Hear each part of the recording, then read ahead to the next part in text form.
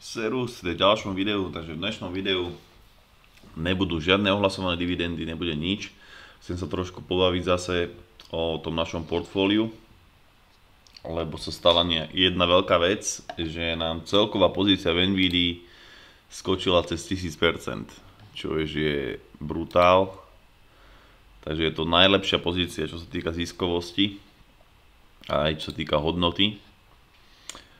A vidíš, že aj dividendy už tam začínajú nejaké chodiť a podľa mňa do budúcna tá dividenda sa bude zvyšovať, pretože je tam ozaj minimálna, je tam 1 cent, takže určite sa bude zvyšovať do budúcna. Keď už nebude taký priestor na ten rast, tak tá Nvidia už začne zvyšovať tú dividendu.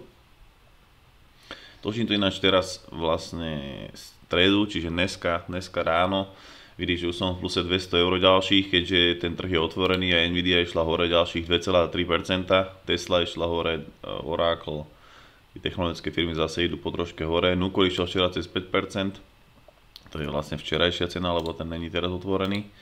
Hovorím, že nie sú všetky spoločnosti otvorené, je to len nejakých top 100 tradovaných. No ale čo sa týka môjho portfólia, tak ako vidíš, nové maximum aj profitu, 28 200, to som ešte cez 28 000 eur som ešte nemal. A vidíš, ako to strašne išlo rýchlo hore, kedy som sa tešil, že som prekonal hranicu 20 000 a už je 28. A nedávno som oslavoval, že 79 000 a už je 81 770, takže už to ide proste rýchlym tempom. A toto je to, čo stále hovorím, že to bohatnutie proste nejaký ten čas trvá. Ja od 2017 som teda investoval s nejakými chybami.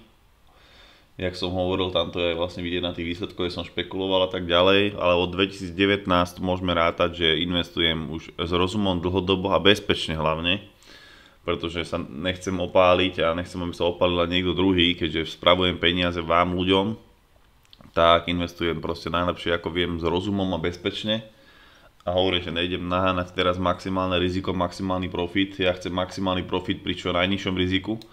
A asi preto je nás aj 518 už nové maximum a 3,46 milióna, čo je tiež nové maximum, toľko ešte nebolo. A možno po dnešnom dni už bude aj tých 3,5. Uvidíme, jak to ešte pôjde do konca dňa, alebo keď sa teda aj otvorí ten trh, ešte sa len teda začína to obchodovanie takto ráno. O 9. teda sa otvoria európske akcie a potom teraz vlastne 14:30, lebo je to o hodinu posunuté kvôli nášmu posunu času a o 9. sa zatvára, ale však ono sa to potom upraví. Takže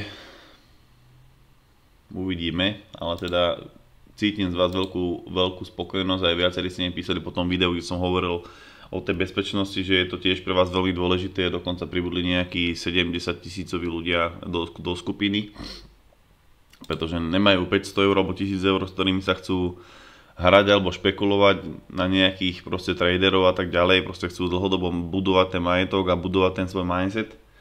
A to je pre mňa dôležité, že takých ľudí ja potrebujem hľadať, pretože ja nepotrebujem traderov, ktorí chcú tradovať krypto a platiť z toho obrovské dane, čo pre mňa nemá zmysel, alebo aj tradovať akcie a potom z toho platiť dane. Čo sa týka teda toho portfólia, tak vidíš, že Nvidia teda 1040% a dokonca tam je 5400% zarobených na tej najlepšej pozícii, to je najlepšia pozícia zo všetkých, že dal som 42 eur a mám profit 2320 eur. Čiže skoro 2400 mám zo 42 eur. Pretože som ho nakupoval za 3,70, teraz to je 205. A tam boli tiež také poklesy, vidíš, tuto klesala dlhodobo tá Nvidia, tuto boli tiež veľké poklesy, to proste len musíš vedieť, čo kupuješ a musíš to vedieť udržať. Preto hovorím, že tí, čo nevedia, tak je lepšie, keď buď máš ETF-ko, alebo zakopíruješ mňa, aby si to nemusel riešiť ty. Teraz mi vlastne jeden dával do komentára včera, tuším, že či niekedy uvidí hĺbkovú analýzu, lebo že toto, čo ukazujem, vlastne si môže pozrieť aj sám, tých analytikov a kto volá so veľkej dividendu, tak som mu aj odpísal, že neuvidí hĺbkovú analýzu, pretože z viacerých dôvodov, je to za prvé, je to moje know-how, za druhé som to kedysi robil, dopozeráte videá dlhšie a nikto to nepozeral, nebolo to absolútne žiadny záujem. Za tretie, takýchto finančných mágov a guru ľudí na Patreone máte, že im zaplatíš a budete dávať analýzy, 20 ti dá denne. Čiže tak si ja aj tie analýzy cením, že keď niekto chce analýzu, tak ti ju vygrcá proste za 10 minút, keď chce.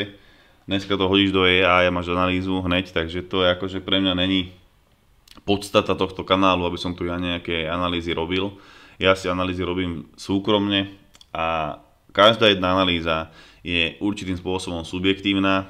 Poznáme, na YouTube bol, čo mal v NIU 150 000 eur, robil analýzy, ani jedna mu nevyšla, robil analýzu na Tattoo Chef a na neviem čo a mega ľudí prišli o peniaze, takže to ja nepotrebujem takéto veci robiť kvôli číslam, aby som mal nejaké videnia, lebo väčšina ľudí to robí pre videnia, tie analýzy, lebo každý je zvedavý, každý si to chce pozrieť. Môj kanál môže byť nudný, ale môj kanál zarába peniaze ľuďom a nejde mi o to, aby som teraz bol nejaký super 50 000 kanál na YouTube. Ja to robím proste pre ľudí, čo zaujíma to investovanie, to nudné investovanie, lebo také je najvýnosnejšie. No a keď sa pozrieš napríklad na teraz value, že mi napríklad skočila na 7,2% teraz Nvidia, tak si môžeš povedať, že tiež som není ja preinvestovaný do technologického sektora, tým, že rastú. Samozrejme ja nejdem odpredávať s tým, že rastie, čiže, lebo nepredá si svojho víťazného koňa, to by bola blbosť. Ale bola nejakých 6,7, teraz je 7,2, čiže áno, zvýšilo sa to, ale keď pozrieš tie ostatné, tak je to pekne diversifikované, len tých pár prvých je proste 7% a 4%, 2% a potom už to klesá. Ale každým jedným nákupom mesačným, ktorý ja robím, tak tá Nvidia tú value stratí, pretože ja investujem teraz napríklad ďalších 600 alebo 900 to vyjde, tuším teraz aj s dividendami, čiže ďalších $900 ja investujem do ďalších 3 spoločností, ktoré sú niekde tuto na chvoste. Takže ja to vyrovnám a tuto sa to zníži. Čiže ja som není preinvestovaný ani nebudem nikdy, pretože ja investujem každý mesiac. Keby som mal jednorazový vklad, príklad 10 000 eur a nehal som to od 2019, tak by som mal možno teraz v Nvidii 30-40% peňazí, lebo tak rýchlo rástla, ale tým, že ja vkladám každý mesiac a balansujem to portfólio tým, že vkladám, nebalansujem to portfólio tým, že niečo predávam, tak je to len dočasné, že tam je nejaká taká vyššia pozícia. Čiže tieto všetky top pozície trošku budú klesať, keď ja nakúpim, lebo pridám ďalšie peniaze a zainvestujem to do niečoho iného.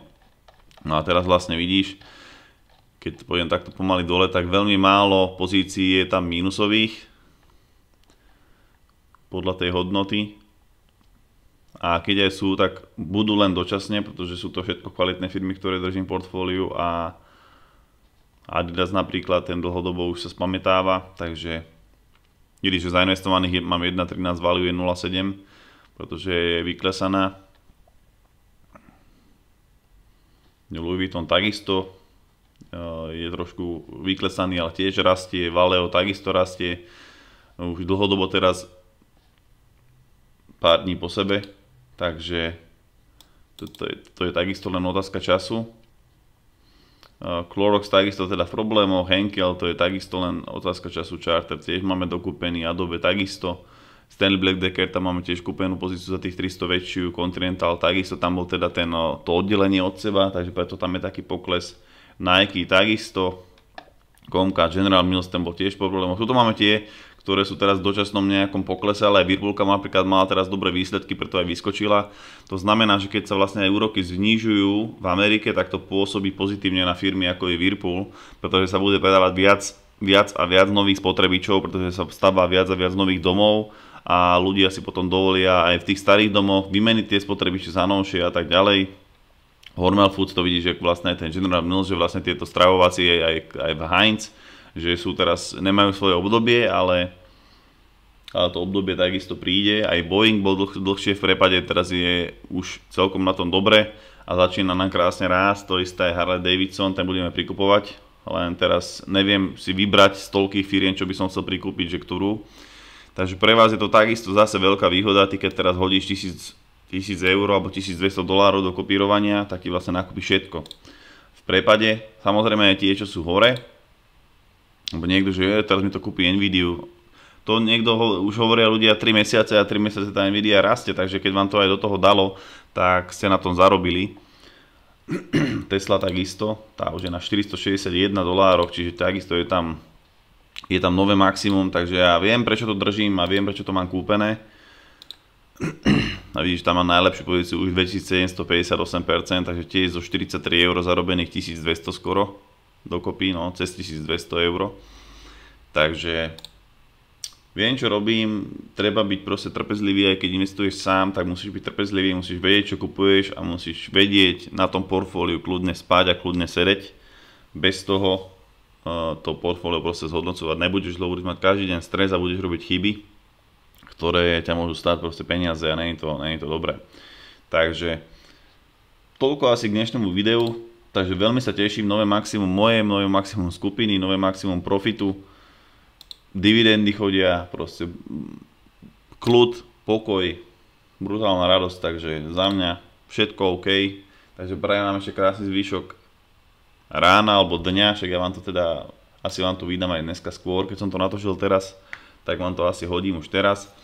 Takže krásne ránko ešte všetkým, dajte si kávičku a šup do roboty. Ja idem do servisu s autom, takže preto som takto, že do obeda doma. A mám ešte nejaké behačky okolo povolenia z domu, normálne som šedivý z toho už, lebo všetci všetko komplikujú, ale však nevadí. Nejako to vyriešim a počujeme sa v piatok v ďalšom videu, takže pekný deň a počujeme sa v piatoček. Nazdar.